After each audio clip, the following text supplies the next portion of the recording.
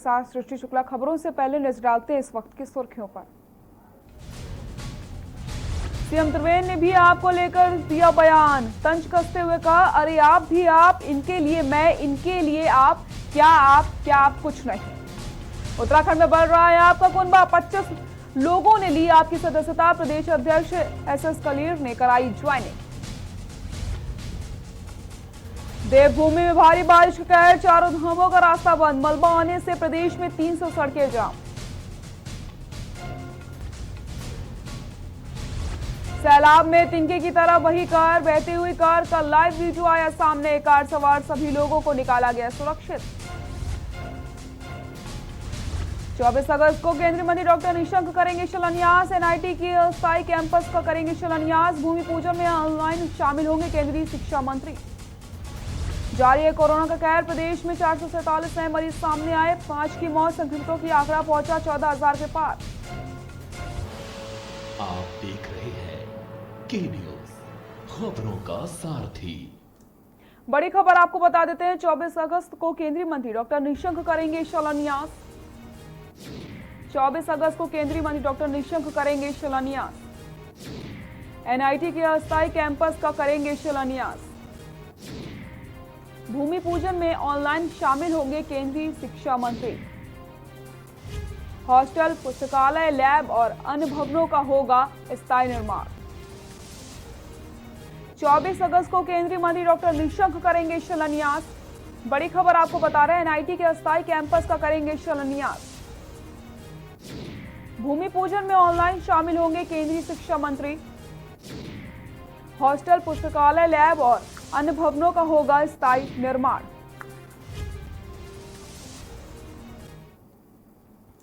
केंद्रीय कृषि मंत्री नरेंद्र तोमर ने कहा कि किसानों की आय दोगुनी करने के लिए प्रधानमंत्री नरेंद्र मोदी लगातार कोशिश कर रहे हैं। केंद्र सरकार इसके लिए एक के बाद एक कदम उठा रही है। राज्य सरकारों ने भी इसमें महत्वपूर्ण योगदान दिया है, जिसके अच्छे परिणाम सामने आ रहे हैं। उन्होंने कहा कि बैठक का मुख्य उद्देश्य कृषि अवसंरचनाओं के विकास पर विशेष ध्यान केंद्रित करना है। किसानों की आय दोगुनी करने के लिए राज्य सरकारों के जरिए किए जा रहे प्रयास सराहनीय है। कृषि क्षेत्र में निजी निवेश को गांवों और खेतों तक पहुंचाना हमारा उद्देश्य है एवं कृषि अवसंरचनाओं के विकास में 1 लाख करोड़ का ये पैकेज एक बड़ा कदम होगा। बैठक में उत्तराखंड के सीएम ने पर्वतीय राज्यों के लिए अलग से नीति बनाने का सुझाव दिया है। केंद्रीय कृषि और किसान कल्याण मंत्री नरेंद्र सिंह तोमर ने केंद्रीय सरकार के कृषि विकास के हाल ही में की गई कोशिशों को लेकर वीडियो कॉन्फ्रेंसिंग के जरिए विभिन्न राज्यों के मुख्यमंत्रियों और कृषि मंत्रियों के साथ बैठक ली है। बैठक में सीएम त्रिवेंद्र सिंह रावत ने प्रधानमंत्री मोदी के किसानों की आय को बढ़ाने के लिए शुरू की गई आत्मनिर्भर कृषि योजना के लिए आभार व्यक्त किया है। उन्होंने कहा कि किसानों की आय दोगुनी करने में ये योजना मील का पत्थर साबित होगी।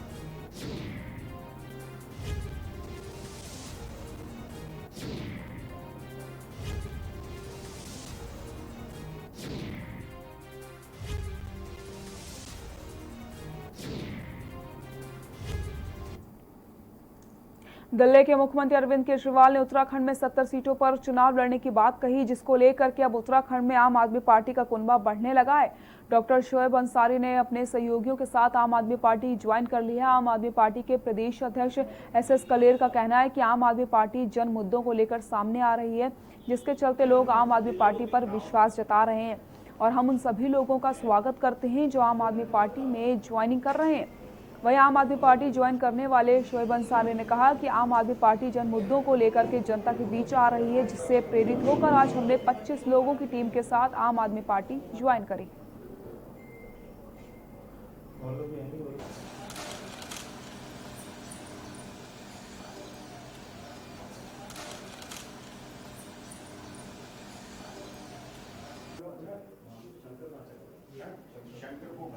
ये डॉक्टर शोएब अंसारी जी हैं, जिन्होंने आम आदमी पार्टी की सदस्यता ली है अभी, और इनके साथ काफ़ी डॉक्टरों की टीम है और इनके साथ काफ़ी पुरानी, ये एक तरीके से राजनीतिक ना करके समाज सेवा के काम करते हुए आ रहे थे और इनको हमें साथ में लेके बहुत अच्छा लगा और इनका स्वागत कर रहे हैं। इनके पास और भी काफ़ी बड़ी टीम है। केदारनाथ यात्रा पड़ाव और केदार घाटी में लगातार बारिश जारी है। बारिश के कारण 2 दिनों से केदारनाथ धाम की यात्रा भी ठप पड़ी हुई है। गौरीकुंड केदारनाथ 18 किलोमीटर पैदल मार्ग के चिरवासा नामक स्थान पर मलबा आने से मार्ग बंद हो गया है, जबकि केदारनाथ हाईवे सोनप्रयाग से आगे गौरीकुंड तक जगह जगह बाधित हो चुका है। देखिए हमारी खास रिपोर्ट। बारिश और भूस्खलन के चलते केदारनाथ यात्रा ठप। सोनप्रयाग में रोके गए 150 के करीब तीर्थयात्री। गौरीकुंड केदारनाथ पैदल मार्ग मलबा आने से बंद। पैदल मार्ग को खोलने में जुटे हैं लोनीवी और एसडीआरएफ। यात्रियों के न पहुंचने से सुनसान पड़ा है केदारनाथ धाम। गौरीकुंड में 4 दिनों से बिजली और दूरसंचार सेवा ठप।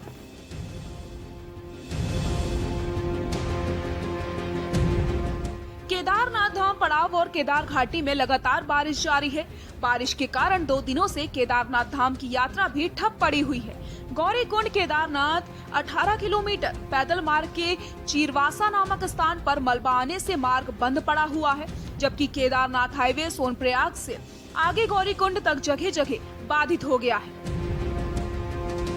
गौरीकुंड के निकट हाईवे का एक बहुत बड़ा हिस्सा धंस गया है। केदार यात्रा के अहम पड़ाव गौरीकुंड में 4 दिनों से दूरसंचार सेवा के साथ साथ बिजली भी बाधित हो गई है।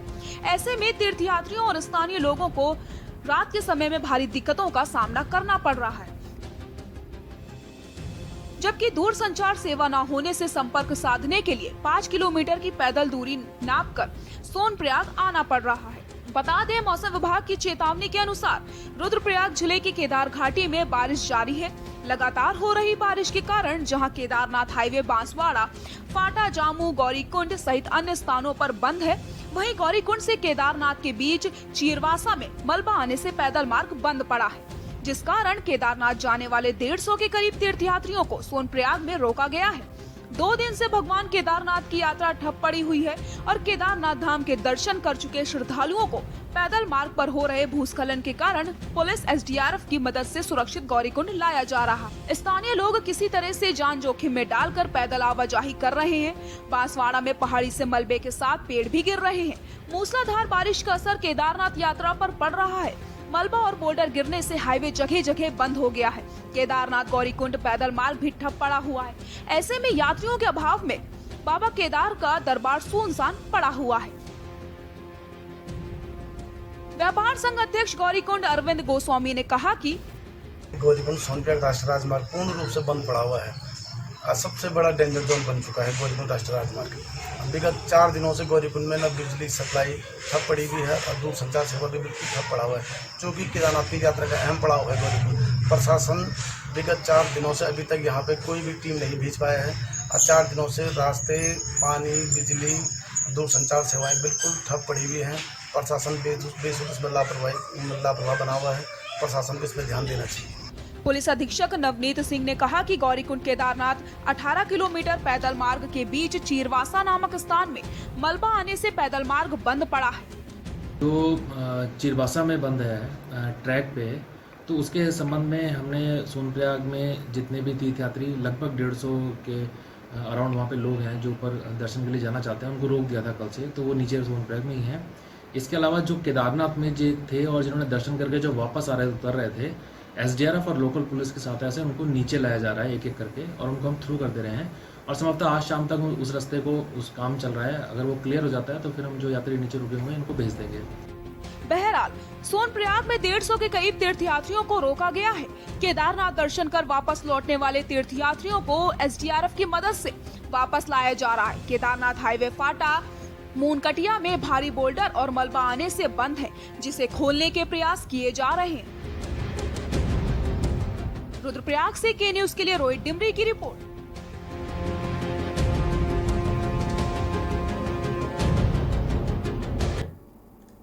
ऑल वेदर रोड में घाट के निकट दिल्ली बैंड के पास विशाल चट्टान आने से मार्ग 17 घंटे बंद रहा। इस दौरान दोनों तरफ से 300 के आसपास वाहन फंसे रहे। वाहनों में सवार यात्रियों को फजीहत झेलनी पड़ी। दिल्ली बैंड के पास गुरुवार की देर शाम 9 बजे चट्टान खिसक करके सड़क पर आ गई और मार्ग बंद हो गया। शुक्रवार की सुबह पिथौरागढ़ से हल्द्वानी टनकपुर जाने वाले वाहन और टनकपुर हल्द्वानी से रात को चलने वाले वाहन फंसे रहे। सुबह 5 बजे वाहन दिल्ली बैंड पहुंच गए और मार्ग बंद होने से फंस गए थे।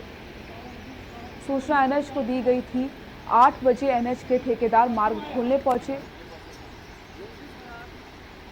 के आसपास मार्ग यातायात के लिए खुल सका। सुबह 5 बजे फंसे वाहन 2:30 बजे के बाद पिथौरागढ़ पहुंच सके, जिसमें आवश्यक सेवा, अखबार, दुग्ध, डाक और चिकित्सा वाहन भी शामिल रहे। इधर हल्की बारिश होने पर आए दिन मार्ग बंद होने से तथा दिल्ली बैंड के पास जेसीबी मशीन तैनात नहीं किए जाने पर यात्रियों ने प्रशासन एनएच के खिलाफ रोष जताया है।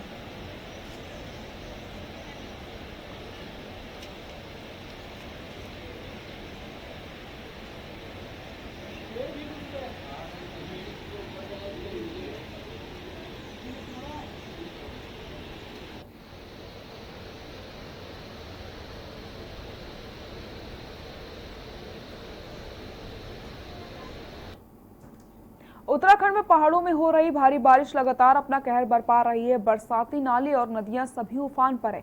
इसी बीच रामनगर रानीखेत नेशनल हाईवे 309 पर पड़ने वाले धनगढ़ी नाले पर एक कार के बहने का वीडियो सामने आया है, जिसमें एक कार चंद सेकंड में ही पानी के तेज बहाव में बह जाती है। देखिए हमारी खास रिपोर्ट।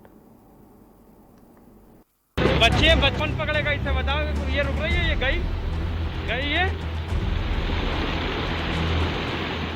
तस्वीरें देखिए। ये तस्वीरें रामनगर में नेशनल हाईवे पर स्थित धनगढ़ी की है, जहां कॉर्बेट पार्क से सटा धनगढ़ी बरसाती नाला एक बार फिर से एक परिवार के लोगों के लिए मुसीबत का सबब बन गया। बरसाती नाले में एक कार पानी की तेज धारा में फंस गई और कार में सवार एक परिवार के लोग बड़ी ही मुश्किल से जान बचा पाए। और कार में सवार एक परिवार के लोग को बड़ी मुश्किल से बचाया गया, लेकिन कार कागज की नाव की तरह बह गई। बता दें, घटना कॉर्बेट पार्क से सटे धनगढ़ी बरसाती नाले के पास घटी। प्रत्येक दर्शियों ने पूरे घटनाक्रम को मोबाइल में कैद कर लिया और सोशल मीडिया में डाल दिया, जो दिन भर चर्चा का विषय बना रहा। रामनगर में नेशनल हाईवे पर स्थित धनगढ़ी नाले में कार सवार लोग बाल बाल बच गए। बता दें, जिला अल्मोड़ा के भिकिया सैड के ग्राम पिलकी कनकोट निवासी कमल सिंह अपनी पत्नी, साली व 3 बच्चों के साथ रामनगर आ रहा था। दोपहर 1 बजे जैसे ही वह धनगढ़ी नाले पर पहुंचा, बताया जाता है कि पानी कम होने पर वह नाले को पार करने का प्रयास करने लगा। प्रत्येक दर्शियों के मुताबिक नाले में जैसे ही चालक ने कार डाली तो अचानक पानी बढ़ गया। बीच में कार फंसने से कार सवार लोगों में हड़कंप मच गया। सूचना पर गिरिजा चौकी इंचार्ज मनोज नयाल व अग्निशमन अधिकारी किशोर उपाध्याय मौके पर पहुंचे। उन्होंने घटना के बारे में कार चालक से जानकारी ली। बच्चे बचपन पकड़ेगा, इसे बताओ ये रुक रही है, ये गई है। आपको बता दें कि इस नाले में हर साल कई लोग अपनी जान गंवाते हैं। पहाड़ों में होने वाली बारिश से इस बरसाती नाले में पानी का बहाव तेज हो जाता है। देहरादून से के न्यूज के लिए राजेश वर्मा की रिपोर्ट। बाजपुर में हल्की बारिश से ही उफनाए गड़प्पू नाले से बचाव की मांग को लेकर ग्रामीणों ने मुख्यमंत्री को संबोधित ज्ञापन एसडीएम कार्यालय में सौंपा। आपको बता दें कि बारिश के कारण हर साल गड़प्पू नाला उफान पर आ जाता है, जिससे बरसात का पानी गांव की तरफ रुख करने लगता है, जिससे ग्रामीणों को काफी परेशानियों का सामना करना पड़ता है। इतना ही नहीं, बरसात के पानी से किसानों की फसल को भी भारी नुकसान हो जाता है, जिसके चलते इस बार मानसून के मौसम में पहाड़ों पर हुई बारिश से गड़प्पू नाला उफान पर आ गया और भूमि कटान करने लगा है, जिससे लोगों के सामने खतरा मंडराने लगा है। पानी के खतरे से बचाव की मांग को लेकर ग्रामीण ग्राम प्रधान संदीप आनंद के नेतृत्व में एसडीएम आवास पर पहुंचे, जहां ग्रामीणों ने मुख्यमंत्री को संबोधित ज्ञापन एसडीएम को सौंपा। ग्रामीणों ने कहा कि बरसात के पानी से लोगों के सामने खतरा मंडराने लगा है, जिससे आए दिन परेशानियों का सामना करना पड़ता है।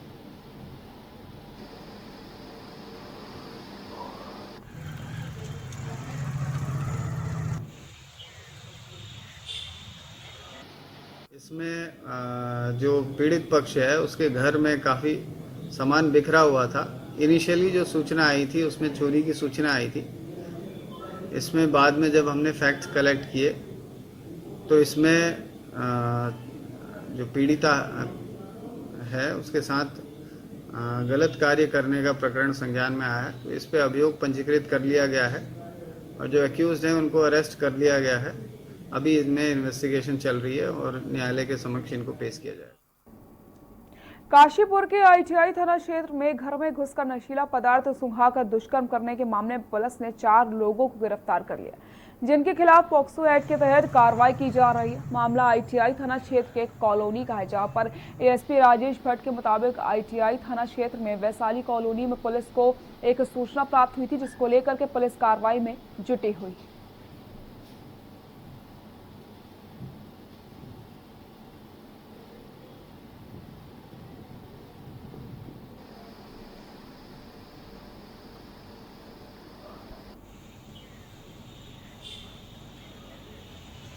ये वैशाली कॉलोनी थाना आईटीआई क्षेत्र में एक सूचना पुलिस को कल प्राप्त हुई थी।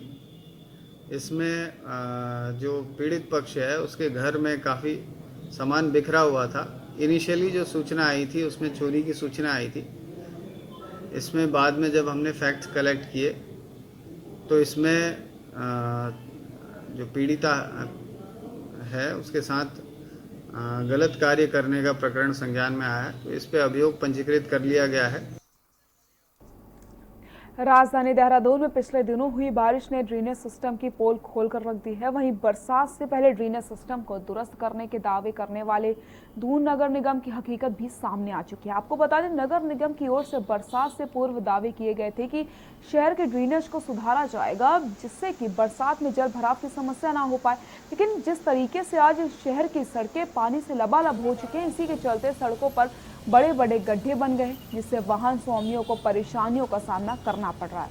वहीं ड्रेनेज सिस्टम के फेल होने से जिस तरीके से बरसात का पानी लोगों के घरों तक में घुस गया है, उससे लगता है कि नगर निगम की ओर से दावे जो किए गए थे वो केवल कागजों तक ही सीमित होकर रह गए थे और आज इन सबका खामियाजा शहर की जनता को भुगतना पड़ रहा है।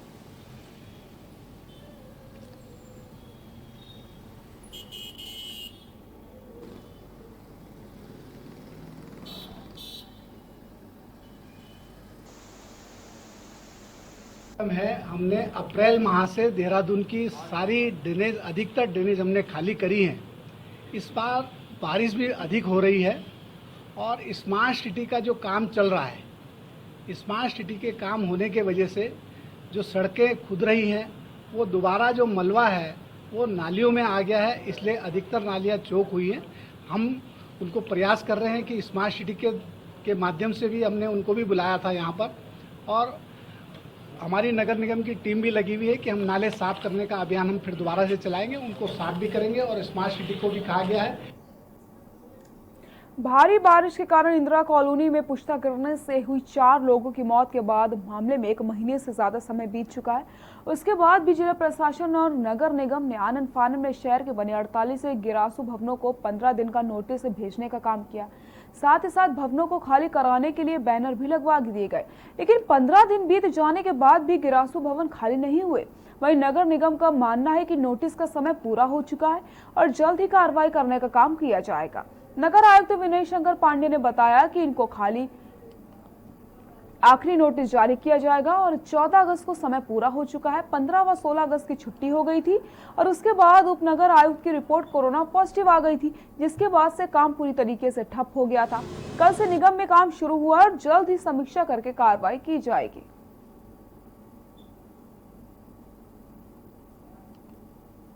ये इनको लास्ट नोटिस दी गई थी, 14 अगस्त को वो डेट पूरी हुई है।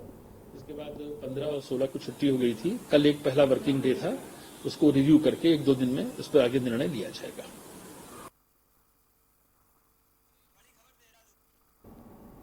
देहरादून से बड़ी खबर आपको बता देते हैं। देहरादून से इस वक्त की बड़ी खबर, मुख्यमंत्री त्रिवेंद्र सिंह रावत का कार्यक्रम।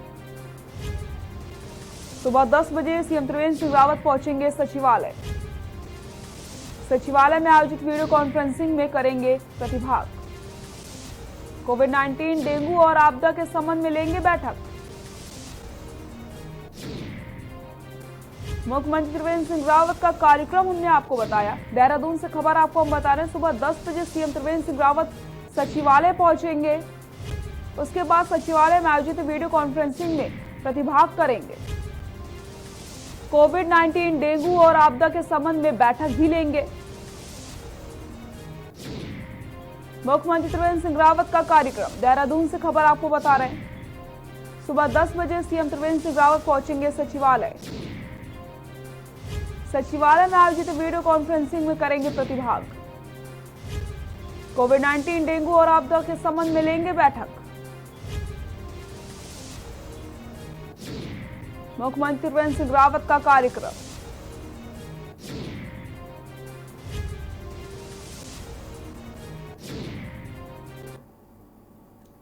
डोईवाला के पूर्व सैनिक संगठन से जुड़े तमाम पूर्व सैनिकों ने डोईवाला उप जिलाधिकारी लक्ष्मीराज चौहान से मुलाकात करी।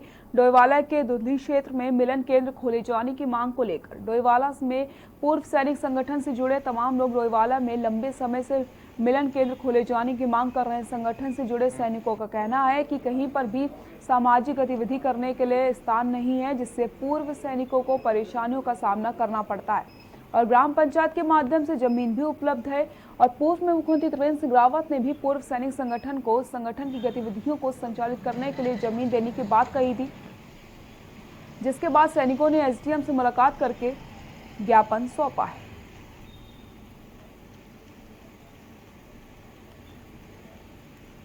हमारे को एक्चुअली मिलन केंद्र की आवश्यकता है, जिसकी कि काफ़ी लंबे समय से डिमांड चली आ रही थी। तो उसके लिए हमने कई बार जो है सीएम साहब से भी रिक्वेस्ट की थी। तो रिसेंटली हमने उनको एक एप्लीकेशन दी थी। तो उसके बाद हमको उन्होंने मैसेज दिया है कि जो है आप एक एप्लीकेशन बना के ग्राम सभा प्रधान से उसको एक्सेप्ट स्वीकृति दिला करके एसडीएम साहब को दीजिए। उसके बाद उसके होने के बाद जो है उसको प्रोसेस किया जाएगा। रुड़की के भगवानपुर थाना क्षेत्र के खुब्बनपुर गांव में 7 जन्मों का साथ निभाने का वादा करने वाली पत्नी ने अपने ही प्रेमी के साथ मिलकर पति की हत्या कर दी। इस वारदात में आरोपी प्रेमी और उसके साथ उसका सगा बेटा भी शामिल था। रिश्तों को तार-तार कर देने वाली इस वारदात ने सबको हिलाकर रख दिया है। पुलिस ने वारदात का खुलासा करते हुए आरोपी पत्नी, प्रेमी और पुत्र को गिरफ्तार कर लिया और हत्या में इस्तेमाल किए गए उपकरण बरामद कर लिए।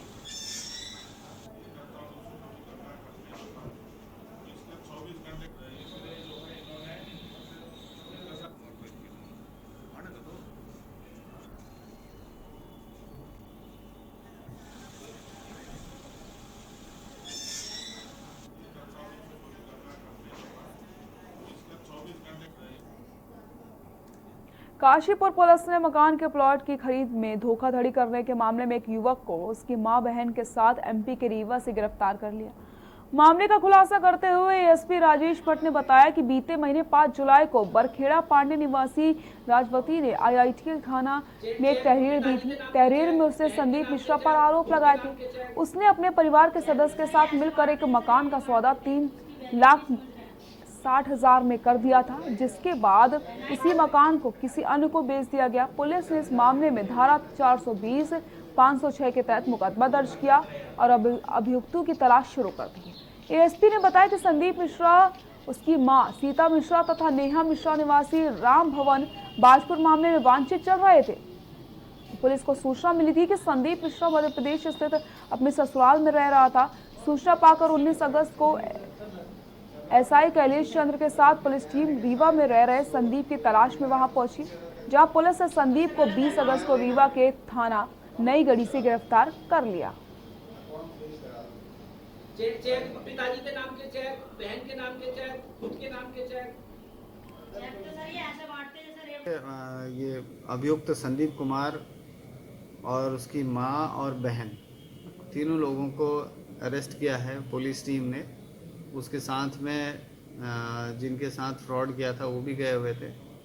तो बेसिकली इसकी मोडस ऑपरेंडी यही थी कि ये एक मकान दिखा करके उसको गलत रजिस्ट्री करवाता था, 2-2, 3-3 लोगों को करवाता था, उनसे पैसे ले लेता था, उसके बाद भाग जाता था उस जगह से। और बहुत ज़्यादा इसको प्रेशराइज करने पर ये अपने चेक दे देता था जो बाउंस हो जाते थे। बाजपुर में कोरोना काल के दौरान निजी स्कूल द्वारा ऑनलाइन पढ़ाई के मामले में अभिभावकों से ली जा रही फीस को लेकर कांग्रेस ब्लॉक अध्यक्ष अनिल सेन के नेतृत्व में कार्यकर्ता और अभिभावक तहसील कार्यालय में एकत्रित हुए, जहां कार्यकर्ताओं ने कोरोना महामारी के दौरान निजी स्कूल द्वारा ऑनलाइन पढ़ाई के नाम पर ली जा रही फीस के विरोध में नो स्कूल नो फीस के पोस्टर लगाकर धरना प्रदर्शन किया। साथ ही कांग्रेस कार्यकर्ताओं ने निजी स्कूल द्वारा अभिभावकों पर फीस जमा करने को लेकर बनाए जा रहे दबाव को समाप्त करवाने के लिए प्रदेश के मुख्यमंत्री को संबोधित ज्ञापन तहसीलदार कार्यालय में सौंपा। इस दौरान कांग्रेस ब्लॉक अध्यक्ष अनिल सेन ने कहा कि कक्षा 1 से लेकर के 5 तक के बच्चे ऑनलाइन पढ़ाई करने में असमर्थ हैं, लेकिन विद्यालय द्वारा अभिभावकों पर ऑनलाइन शिक्षा के नाम पर फीस वसूली की जा रही है। साथ ही साथ फीस जमा न करने पर नाम काटने की धमकी भी दी जा रही है।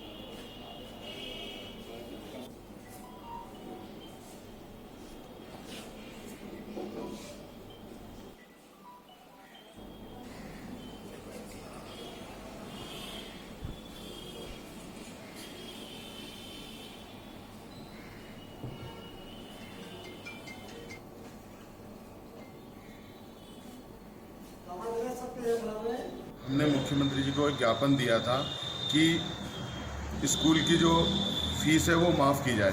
अभिभावकों को स्कूल द्वारा पीड़ित किया जा रहा है कि फ़ीस जमा करें, जो कि बच्चे स्कूल जा नहीं रहे हैं, ऑनलाइन पढ़ाई कर रहे हैं। सिर्फ नाम की ऑनलाइन पढ़ाई है, पढ़ाई के नाम पे कुछ नहीं है। 1 से 5 तक का बच्चा ऑनलाइन पढ़ाई नहीं कर सकता। तो जब बच्चा पढ़ाई नहीं कर सकता तो फ़ीस किस चीज़ की? फ़ीस होनी नहीं चाहिए। जिस हिसाब से ये स्कूल नहीं चल रहे, हिसाब से फीस होनी चाहिए। और क्या ये व्यवस्था सरकारी स्कूलों में भी है? देहरादून से बड़ी खबर आपको बता देते हैं। देहरादून से इस वक्त की बड़ी खबर, लगातार बढ़ रहे कोरोना संक्रमण के मामले। देहरादून में कोरोना का कहर लगातार देखने को मिल रहा है। शुक्रवार को राज्य में 447 से कोरोना पॉजिटिव पाए गए। राज्य में कोरोना मरीजों की संख्या की अगर बात की जाए तो 14,000 के पार पहुंच चुकी है। सबसे अधिक मरीज 106 मरीज ऊधम सिंह नगर में सामने आए हैं। लगातार बढ़ रहे हैं कोरोना संक्रमण के मामले। देहरादून में कोरोना का ग्राफ लगातार बढ़ता चला जा रहा है। कोरोना का कहर देखने को मिल रहा है। शुक्रवार को राज्य में 447 संक्रमित मरीज सामने आए। राज्य में कोरोना मरीजों की संख्या 14,000 के पार पहुंच चुकी है। सबसे अधिक मरीज 106 मरीज ऊधम सिंह नगर से सामने आए हैं। बुलेटिन में फिलहाल के लिए इतना ही। देखते रहिए के न्यूज़ इंडिया। नमस्कार।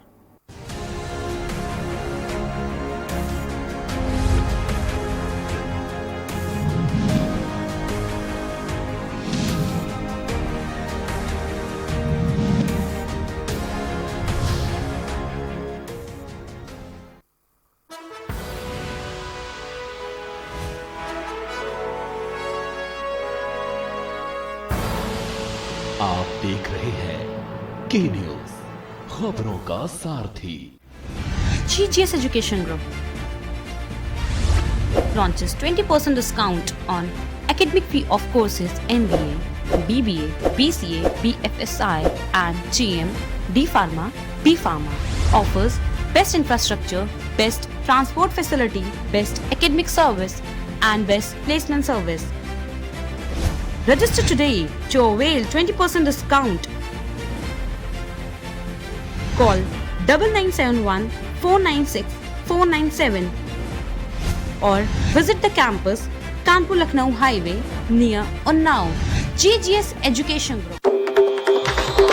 मिलेगा हर समस्या का समाधान। विवाह में बाधा, जीवन में वास्तु शास्त्र का प्रभाव, शिक्षा में ग्रह नक्षत्रों का प्रभाव, कारोबार में आने वाली हर बाधा का, जिंदगी में ग्रह नक्षत्रों का प्रभाव, नौकरी में बाधा। देखिए हर समस्या का समाधान लाइव विद आचार्य लंकेश।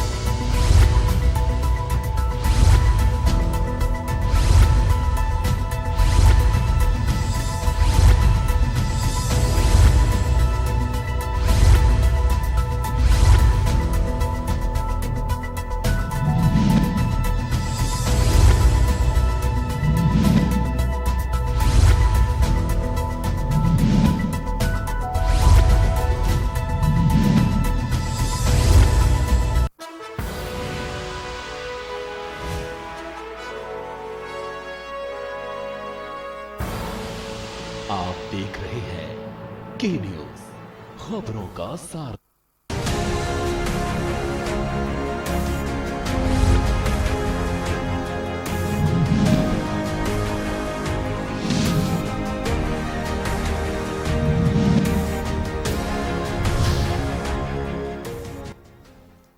नमस्कार, हमारे छत्तीसगढ़ में आप सभी का स्वागत है। मैं हूं आपके साथ सृष्टि शुक्ला। खबरों से पहले नजर डालते हैं इस वक्त की सुर्खियों पर। विघ्नहर्ता गणपति महोत्सव आरंभ, मंदिरों में घरों तक सजेंगे दरबार।